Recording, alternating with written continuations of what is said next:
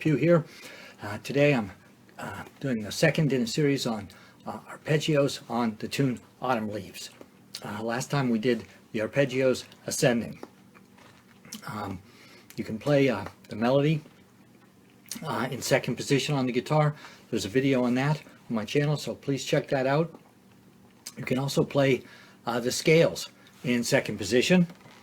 We have the E minor scale,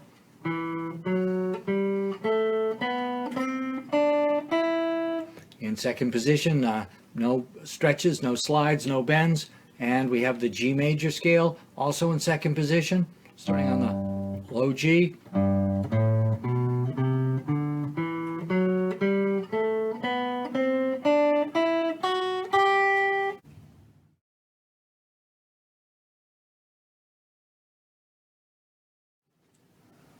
We can play all of the arpeggios,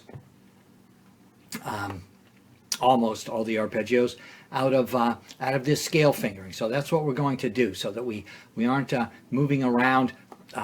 We're moving our fingers, but we're not moving our hand much. So we'll do the chords in the order that they happen in the tune. So it starts on an A minor 7. So I'm starting on the A on the first string. So A, G, E, C, A, straight down an A minor 7. Now, last time we did the arpeggios ascending. They're easier to hear ascending.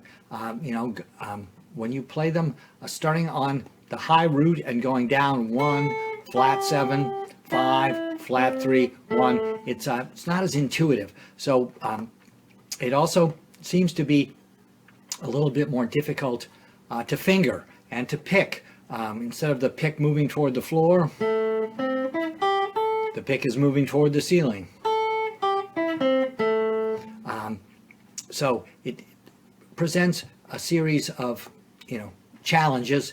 You would think that it should be just as easy, but it isn't really. You need to be able to play them in both directions. So we had the A minor 7 arpeggio. Then we have a D7 arpeggio, starting with the second finger on the D on the second string.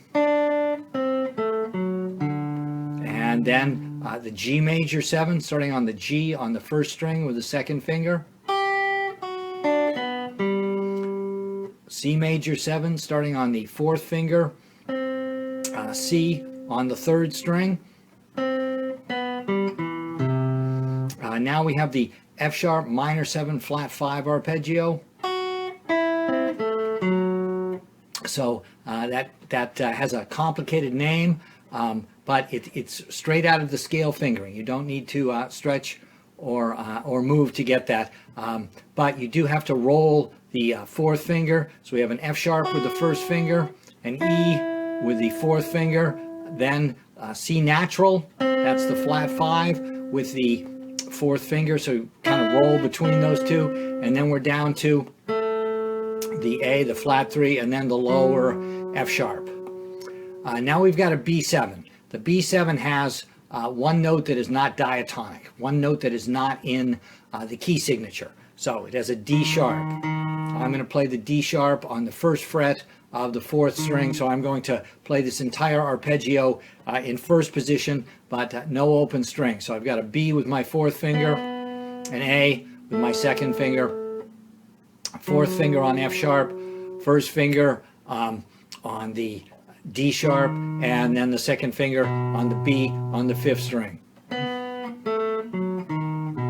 And then we're to the E minor 7.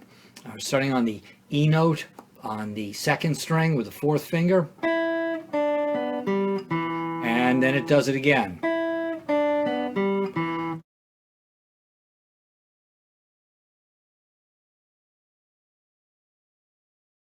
You'll notice I put a quarter note on the first note and on the last note. That's the root, and I want to be able to hear the notes in the chord in relation to the root. So I want it to be a longer note. Just makes it a little bit easier to hear. Then it does the A section again. Then when it goes to the B section, it will be the same chords in a slightly different order.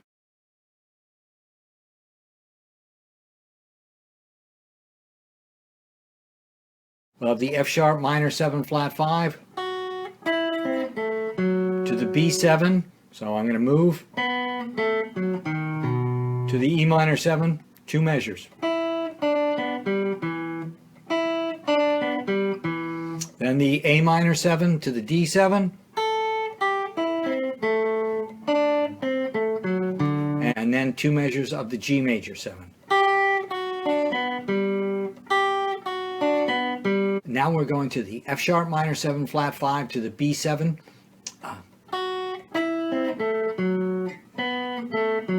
And here is where it gets a little tricky. All of the other chords have lasted 1 measure, or in a couple cases 2 measures. Here we have some 2-beat chords. We have an E minor 7 to an E flat 7, D minor 7, D flat 7. So I'm only going to play 3 notes on each chord. And I want to be able to use the same basic shape all the way down. I'm going to move up the guitar and use my second finger on the E. So it was E, D, B. Then I will move down 1 fret and do the same thing. E flat, D flat, B flat. Down 1 more fret. D, C, A. And that was the D minor 7. And then the D flat 7 is D flat, C flat, A flat. That leads us back down to the C. So I'm going to play the C where we've been playing it. We've got a full measure on it. Then the B7 and the E minor 7 to finish the tune.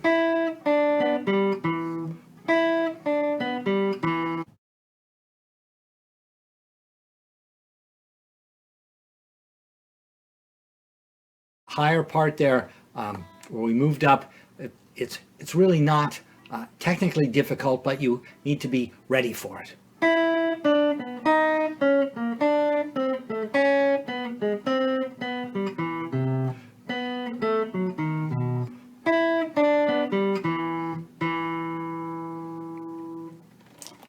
I recommend that you play this with a backing track, but also play it without a backing track, so that you sort of hear the notes clearly in relation to each other. I recommend that you do this using a metronome.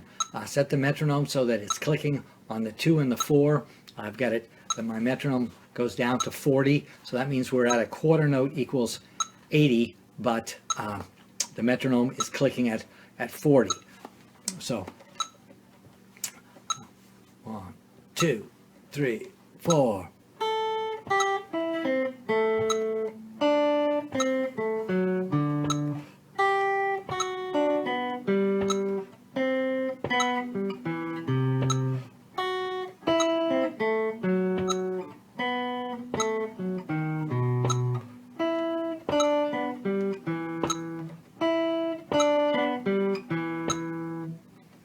So thank you for tuning into this video. I hope that you are getting some fresh ideas for your playing from the arpeggios. This is a mechanical exercise, but the idea is to play it as musically as you can. I'll be back with a 3rd episode on the arpeggios next time, but we'll combine the 2 ways. So we'll go down 1 chord and then up the next, and it starts to be a lot less mechanical and a lot more musical once you start putting in some variations. So until then, please give me a like, please consider subscribing, and please have a good week. Thank you very much.